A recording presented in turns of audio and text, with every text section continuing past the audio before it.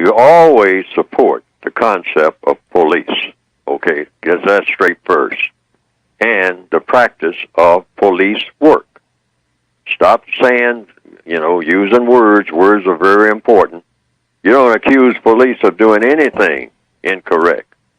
But you do say that there are people who are pretending to be police, and you give them a name, suspected race soldiers. If it's anything that's racial, and most things are. So you say suspected race soldiers. And these are people who are pretending to be law enforcement officers, police officers, but they're really not. They're white supremacists, pretending to be. So you don't get those two mixed up. You separate those two with a heavy line between the two. They're nowhere near each other. A police officer is a person that's always going to do the correct thing. Otherwise, that is not a police officer. That is not a police officer. That's an imposter. A police officer always does the correct thing. But you have a huge number of race soldiers who are pretending to be police officers. These are white men or white women who are pretending to be police officers. And so, you're in a war. You're in a war that's been fostered by all of the people on the planet who believe in white supremacy. And you have become victims of those. I try to make sure I remind folks the searches. I definitely encourage folks to use the phrase and to practice. Sir, ma'am, I know you're just doing your job, but I do not consent to searches of my vehicle, my person, my possessions without a warrant. I definitely encourage that people practice use of that phrase. Let me remind you of that. Listen to me. Even though I can endorse that, but let me share something with you. I have worked with some of these crazy people, and the reason why I say crazy, you have to understand that the part that you said about the thing about a warrant, you see, anytime you start talking to these crazy people, suggesting that you know more than they know, then that becomes a trigger for them. You can say in general what you're saying, but you have to be very careful about your words. Something like, you can say, I'd rather you not search my vehicle, or I would appreciate it if you didn't. I'm in a hurry to get from point A to point B. You follow me? And I'd rather that you not do that. However, if you think it's necessary, I will oblige you. But as you just said, I'm uncomfortable with you doing it. Because let me share with you, the words are important. Because when you start telling people with a badge and a gun that they do not have your permission to do something, keep in mind, we're not talking about policemen that are smart enough to understand a decent conversation. As a matter of fact, there have been a number of individuals kicked out of the academy because they were too smart. So they don't want them there. You follow me? They want people to follow orders. They are police in the state. And this thing about, unless you have a warrant, I'm only saying this to you out of just understanding how sick these people are and how certain words serve as triggers. I would steer clear of the word warrant. I would say something to the effect of, I'd be more comfortable if you brought another officer, on the scene, in particular out of gender, like if you're female, I'd be more comfortable if you brought another female officer on the scene. That's that simple, and I wouldn't change the tone of my voice at all. And I respect everything you're saying, but I'm also trying to say to you very clearly, remember, just because the person has a gun and a badge doesn't mean that he or she is capable of being rational. And everything you say, it sounds rational. But when you're dealing with irrational people, you get irrational behavior. Right.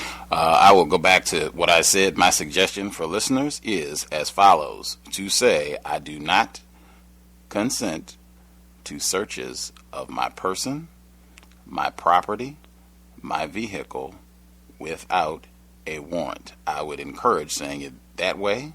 You can add the ma'am, officer, lieutenant, whoever it happens to be, sheriff, to say it specifically that way, because you didn't say permission. You're not giving them permission. You're saying that you do not consent. Now, they can, exactly as Dr. Rasayon said, you do have a lot of folks who are race soldiers who have a badge and a gun. They may absolutely, what? Nigga, who do you think? no problem. You don't contest, you don't fight, you don't try and stop them. Right on, but you just want to make it clear that you're not consenting, because that can have huge ramifications down the road. And I've said again, if you're not comfortable doing it, totally, that's fine. That is cool in the gang. And I think when we brought this up before, when Pam was on the program, I said this is connected to I want to go home, because exactly as Dr. Rasayon laid out, you do have a lot of racists who are posing as police officers. And because of that, once you authorize them to rifle through your things, your pockets, your vehicle, all of a sudden now things can appear that were not there before. And I think enough of us know this has been a major problem. All of this is connected to I want to go home, I don't want to be beaten, I don't want to be arrested, I don't want to be jailed. Just I do not consent. And again, if you're not comfortable saying it, that's fine, but that's definitely one I encourage. And I encourage because I have used that multiple times. It has worked flawlessly. Every time when I've been by myself, whether I've been in a dark environment, wherever, flawless every time. And I encourage that one just because I think that definitely can help some folks not end up in with more problems, things that can be avoided. But that's, you can come to your own conclusions if you're comfortable saying it.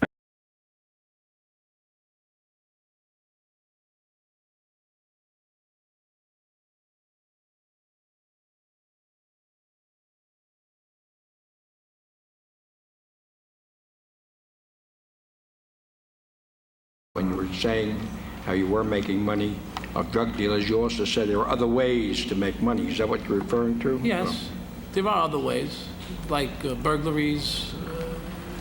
Did you actually engage in burglaries? Yes. Will you tell us some of the circumstances, please?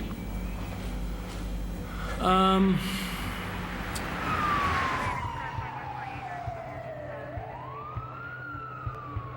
job comes over the radio. A woman's house down the block was burglarized. We get to the place, and there's this high school age girl standing outside her front door. And we start going through the whole place, find out there's no burglars in the building. I had gotten a new partner at the time, and I had to prove to him that I was good. So in order to prove to him that I was good, I had to give him some reason to think that to know that I was good. Mike grabs a girl and goes, "Do you know if your parents kept any money or valuables anywhere?" So she called her mother, and her mother told her where the money was hidden, and I found it for her.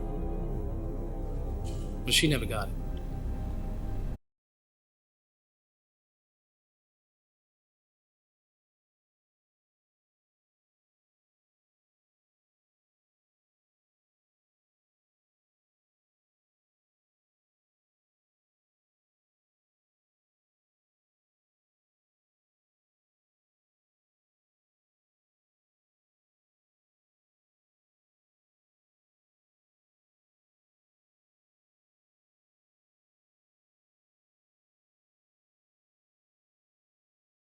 How would I speak and act with a police officer when I am alone? That's a really very good question, Justice. Johnny Cochran, now no longer with us, was of course an attorney in the Los Angeles area, and he represented clients in very high-profile cases. And we brought him to Seattle to talk with young people. He and I both had a conversation with young people in the Central District. And one of the things that he said was, if a police officer stops you, and this is whether you're alone or with friends, but if a police officer stops you, the best and smartest thing you can do is be polite and cooperative and do what the officer says. He said, and of course many of the kids were now thinking, wait a minute, what you're saying is it's okay for a police officer to mistreat you or abuse you and treat you without dignity and so on and so forth. And what Johnny Cochran was saying is, if that happens, get the badge number of the officer, get his or her name, get the car number, and call me, meaning call Johnny Cochran. And what he was saying is, you don't want to be, even if later you prevail and you win your argument, you don't want to go to jail. You don't want the police officer to engage in physical violence against you. So the best and smartest thing you can do is cooperate, but never ever allow a police officer to treat you disrespectfully without making a report of it and filing a complaint. And I think his advice was very, very sound. He was even saying such things as, let's assume that you've done absolutely nothing wrong, and a police officer orders you down on the ground and maybe handcuffs you. You still don't want to resist. Excuse me. That's my little dog adding his own 2 cents. Apologize for that. No problem. In any event, it's real important, I think, to understand that you have an opportunity after that interaction, after that contact, to make a complaint, and I always encourage people to do that. Many say, well, nothing will come of it, nothing will happen, but I can tell you during my time in both San Diego and Seattle, we worked very hard to encourage feedback about police behavior. If it was positive behavior, it's always nice to get praise. If it was not positive, it's important and necessary to get that critical feedback as well. What do you do when a police officer is mistreating you? Well, as I said, the best thing you can do, the smartest thing you can do, is to be polite and be respectful. That's even when a police officer is not being polite or respectful. In fact, it's even more important under those circumstances to do just what Johnny Cochran was saying, and then once again get the officer's badge number and name and the car number as well, and note down the date and the time and the place, and maybe even write a few words about the circumstances. What were you doing? What was the police officer doing? How did this whole thing start? And how did it end? And then pass along that information to the police department. Now, I believe in what's called civilian review.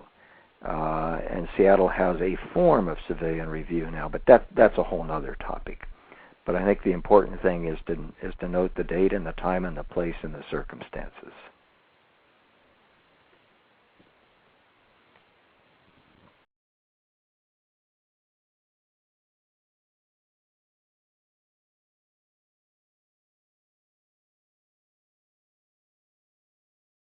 You should act accordingly. You shouldn't play with that. Not at all. Not even thinking about it. When you see them a block away, you should try to make yourself as unnoticeable as possible, just like a soldier who is dropped behind enemy lines out of a parachute. When you spot someone fitting that description, a racist suspect, or a suspected race soldier, you should immediately go into danger mode. Danger mode. That my life is in danger right now. I'm subject to be killed in the next 3 minutes. Just on sight. That's all.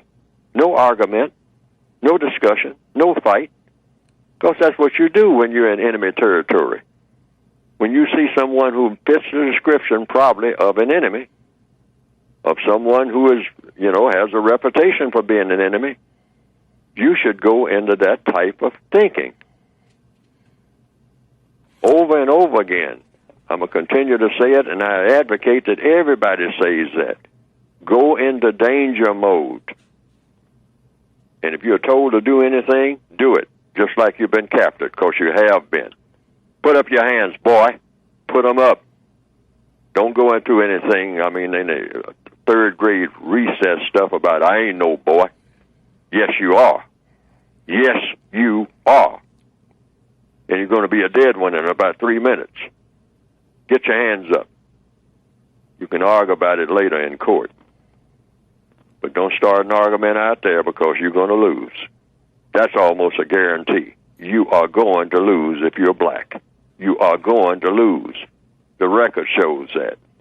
Don't play with it. Mr. Stamper, one thing that really stayed with me throughout reading your book is that, excuse me, you speak, you are very forthright and very honest about things that you did that you seem to maybe even have some regrets about, and just speaking honestly about your participation. It's not like you just are pointing the finger at other people and saying, "Oh, it's them. Oh, it's them. I was great. I was innocent. I was the best officer ever." You are very open about talking about even things that you did, that you, as you already said, where you were not doing the correct thing, and some of that you talked about when you joined the force, when you worked as an enforcement official in San Diego.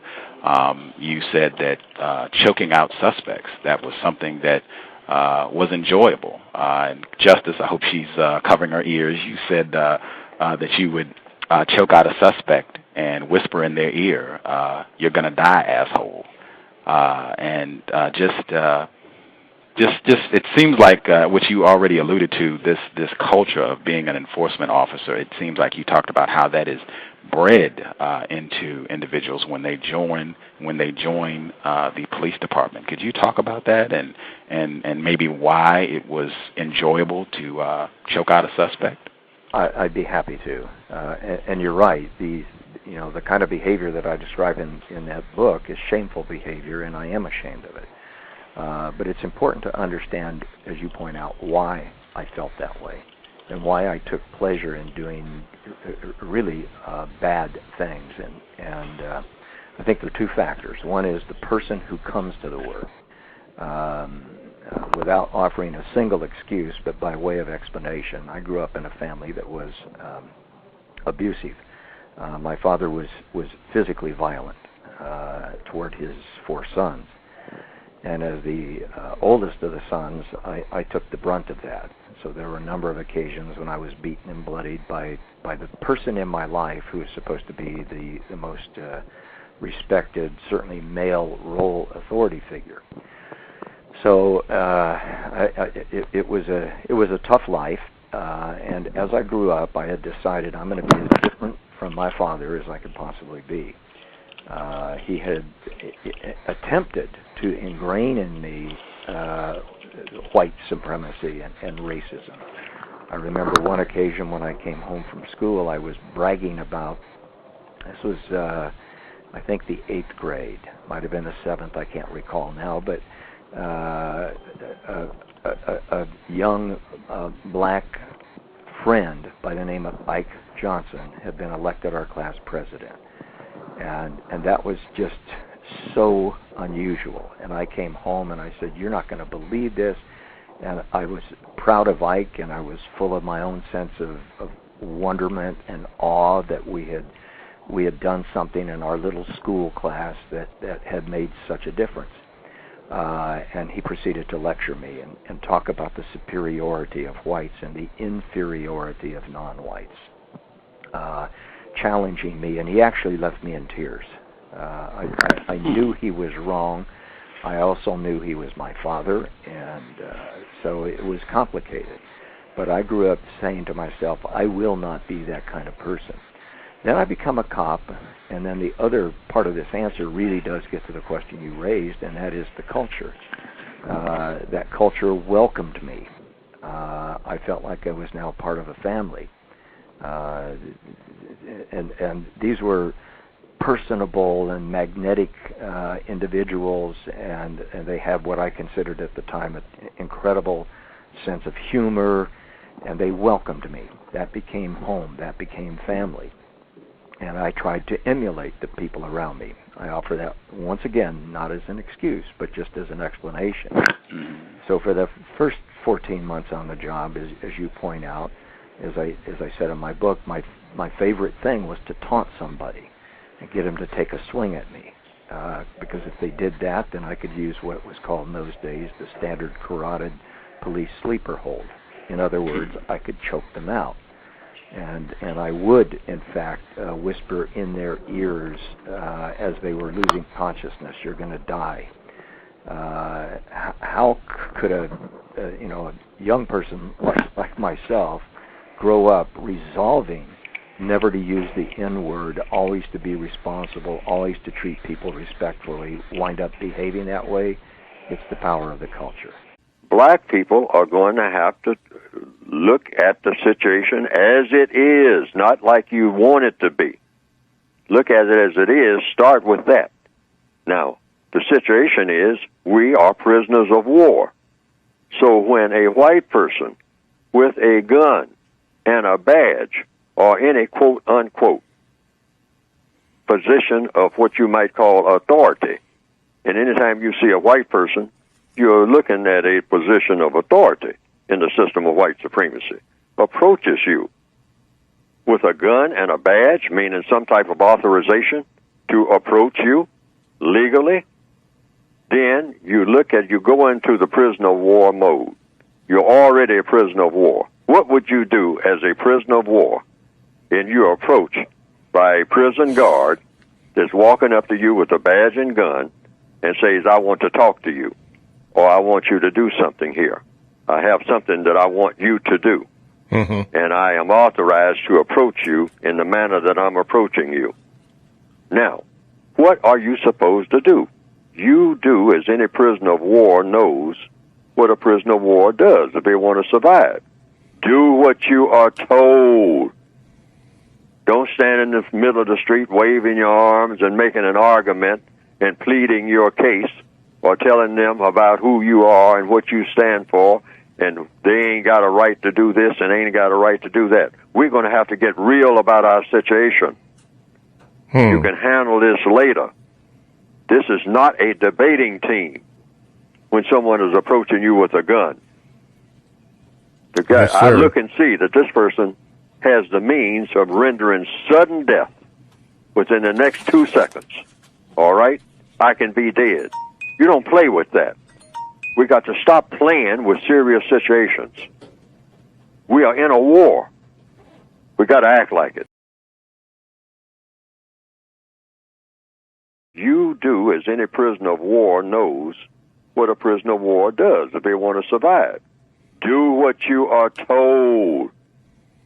Don't stand in the middle of the street waving your arms and making an argument and pleading your case or telling them about who you are and what you stand for, and they ain't got a right to do this and ain't got a right to do that. We're going to have to get real about our situation. You can handle this later. This is not a debating team when someone is approaching you with a gun. The guy, yes, I look and see that this person has the means of rendering sudden death within the next 2 seconds. All right? I can be dead. You don't play with that. We got to stop playing with serious situations. We are in a war. We got to act like it.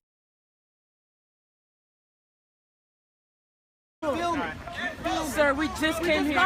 Let me explain something to you all again. I swear we came up the I personally told you to get on the ground and stay, didn't I? And what did you do when I walked away? I'm sorry. So you just did what everybody else did. And what everybody else did was illegal. You did it, and you got caught. They didn't. Now you're sitting here paying for it. We just came in from White Supremacy. I don't have a problem. That's not my problem. I asked y'all to sit. You became a part of the mob. You could have been the guys that were doing right, and you weren't. So now you're sitting here in trouble. We can go get our friends. You're going to sit here until we get this figured out. Hey guys, your eyes.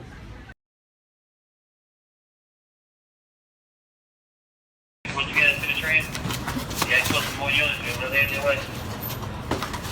Moon, let's stop, bro. Let's stop, bro. Break it the fuck out. Oh! Moon! You straight? You straight, Moon? Moon! Oh! Oh! Hey, Cop, go get my mama. Oh, Lord.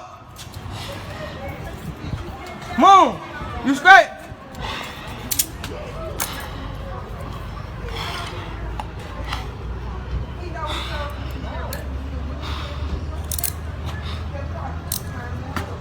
What's his name?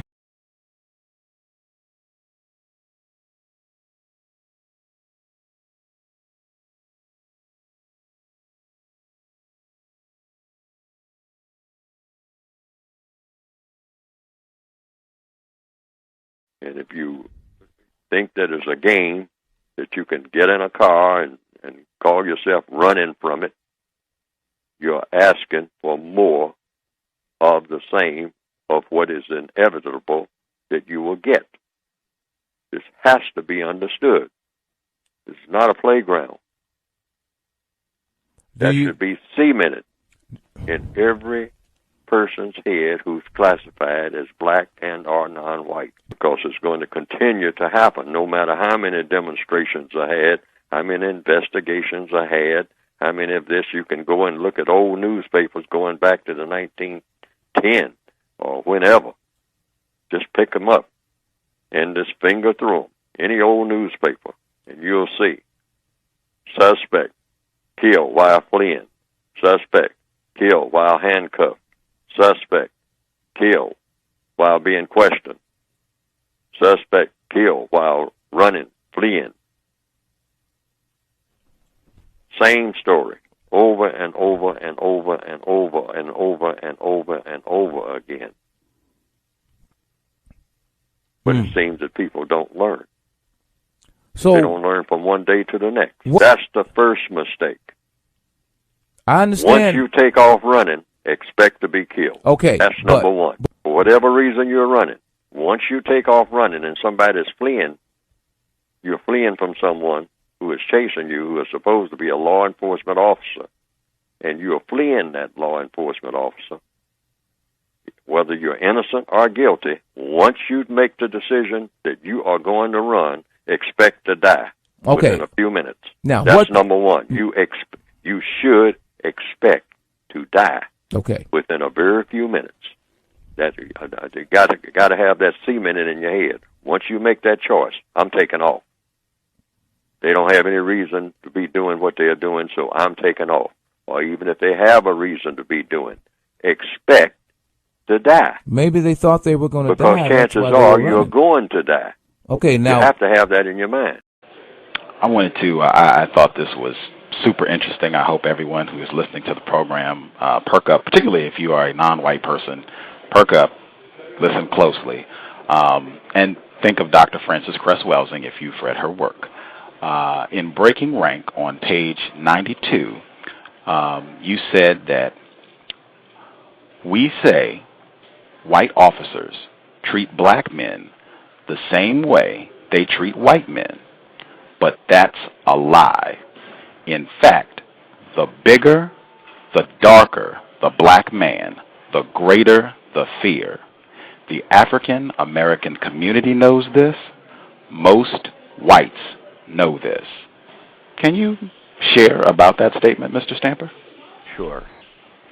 I think if you grow up white in this country or in many other places around the world, you have this, as I mentioned, this sense of entitlement. You may not even be conscious of it, but it's there. This superiority, dominance thing that you were talking about earlier. And if you grow up unexposed to friends, to coworkers, to teachers, to other authority figures who are all, if you grow up without the influence of people whose skin is darker than you, who have other cultural differences from your sort of cultural anchors, there's this tendency, I think, to develop fear. I personally believe that what we don't know hurts us. I think that if we grow up ignorant, fear is a natural product of that. And I really do believe that the larger, the darker, the black man that a white police officer, an uninitiated, immature white police officer faces, that in fact is a recipe for major problems, if not disaster. Fear causes everyone, but let's just talk about police officers now. Fear causes police officers to act impulsively and do things that they might not otherwise do. So anything and everything we can do to reduce the fear in the hearts and frankly in the minds of police officers as well, is something we want to encourage. I found it very interesting because not only did you talk about how this fear was further enforced in the training that enforcement officials received. You said that they were given information about the Nation of Islam and told that these were black people who were trained in hand-to-hand combat and hated white people and wanted to commit violence against white people, and that this was then generalized to all black people feel this way about white people. What happens is you get this white experience, which is unmediated by the presence of people who are different from you in one form, one fashion, or another. So, and in fact, in the police academy, that generalization that you're talking about was reinforced with what we called C stories. Police instructors telling stories about a big fight that they had had, or a shootout that had gone down somewhere, earlier in their careers and on a beat. And more often than not, these stories had their focus in the black community. So even without being explicit about it at all, what was happening is, all these stories about these dangerous situations, people fighting the police, people shooting at the police, police officers engaged in one form of violence or another, seem to be situated in the non-white communities. And that's a not so subtle reinforcement of the fear, that I think does cause people to act belligerently or impulsively and do things that in some cases they know, in most cases they know are wrong or is wrong.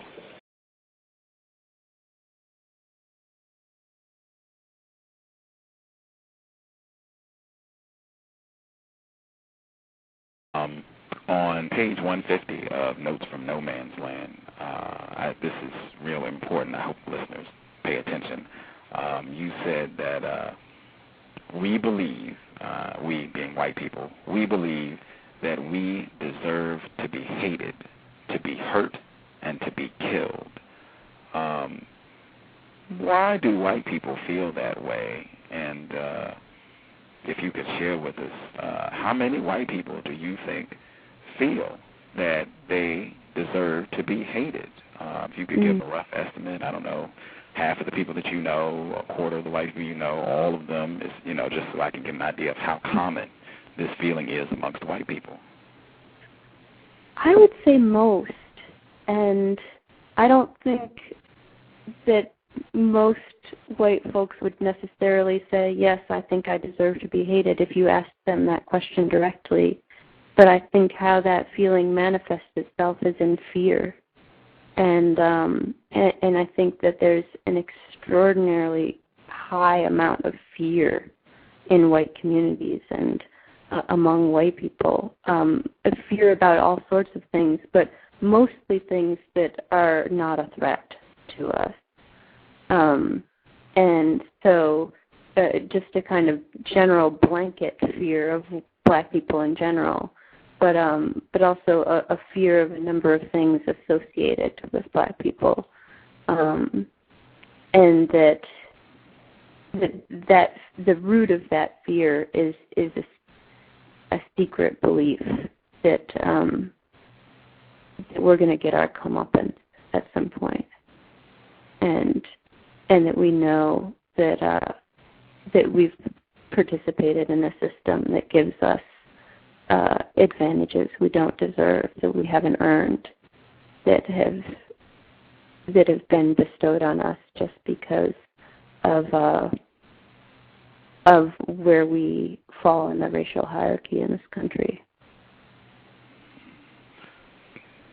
If I am correctly understanding you, you said that you feel most white people, either subconsciously and or consciously, have a feeling that or are afraid of, you said black people specifically, and this is motivated from a feeling that there will be vengeance.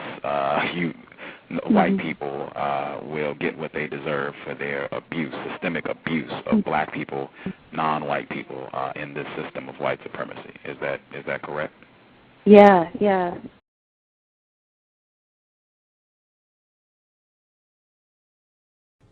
So when you see in that vein, then what do you call the black police officer who behaves similarly?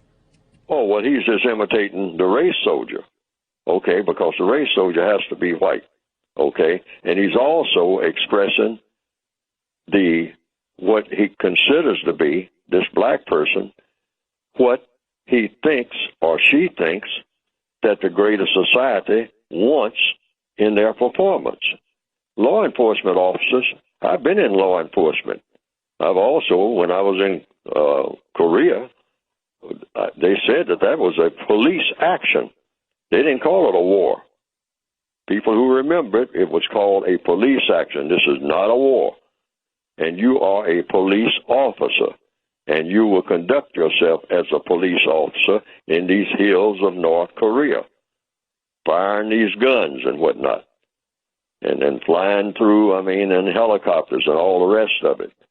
We would call a police action. You know, you can put a label on almost anything, but you look at what's actually going on, okay?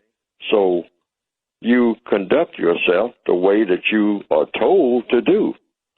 Now, these law enforcement officers are told things, either directly or indirectly. And indirectly, in many cases, when you have this Black Lives Matter coming to the surface, it's because there is a system of white supremacy backing it up, saying black lives don't matter. And this is when you get the black person who is shot down on the run by a suspected race soldier, or by a black person copying after what he or she thinks. This is what the society wants. This is what they hired me for, to kill these black people out here. What do you think that I'm doing? I'm not just out here doing stuff. This is what they hired me for. This is what they want me to do, and I'm going to do it. This we also touched on when you were with us last time. It's in your book. You don't just address racism being directed from officers to citizens. You talk about racism that fellow black officers also faced from their white colleagues. And you, if I recall, you even have an incident in the book where you're doing an inquiry on this in your department down in San Diego, and a fellow black officer, you're talking to him in private quarters, and he breaks down in tears, recounting some of the ways he's been humiliated and some of the things that he's experienced as a black officer. Am I recalling that correctly? The black officer that you're referring to began answering my questions, and I could see that he was becoming emotional. That's kind of guy talk for crying. His eyes were tearing up. His voice was cracking, and he was talking at the time about things that he had done, things that he had tolerated among white officers, his white officer peers. And it was clear that it was tearing him apart. So he was, in effect, confessing that he had done some of the same things that the white officers had been accused of, and so we explored that. And you can probably already predict where this is going. He felt that he needed to do that to, the go along to get along routine that we're all too familiar with. That he felt up until the time that I was questioning his own practices, that he didn't have a choice. And I assured him by the end of that interview that he did have a choice and a responsibility, and as hard as it may be, and I was very sensitive to his situation, is that you have to stand up to this. We've got to get white police officers to stand up to it as well. Of the 31 officers I interviewed, 30 acknowledged using racial and ethnic slurs.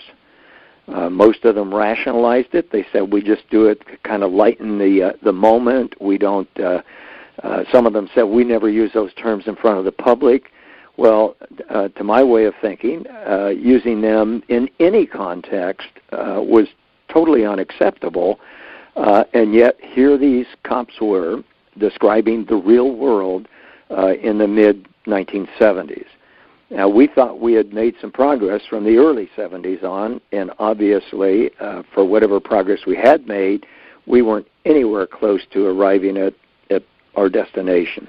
So the story about the black officer that I think I shared with you last time had that additional element, and I think it's important.